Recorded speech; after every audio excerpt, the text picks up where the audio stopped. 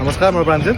তো আপোনালোকে গমেই পায় মই শিৱসাগৰতে আছোঁ। তো আজি শিৱসাগৰৰ STCৰ কাষত থকা পাকঘৰত গাহৰি ভাত খাওঁ বলক।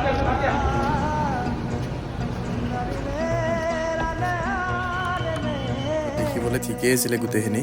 গৈ পাই মেলি গম পালোঁ যে গাহৰি মানে বেছি আইটেম নাই, প্ৰায় ভাগ শেষে হৈছিলে। তো কচু গাহৰিটো আহিছিলে, তো সেইকাৰণে কচু গাহৰিটো ট্ৰাই কৰিলোঁ। টেষ্ট কৰি কৈছোঁ কেনেকুৱা লাগে, খাই চাওঁ কেনেকুৱা হয়।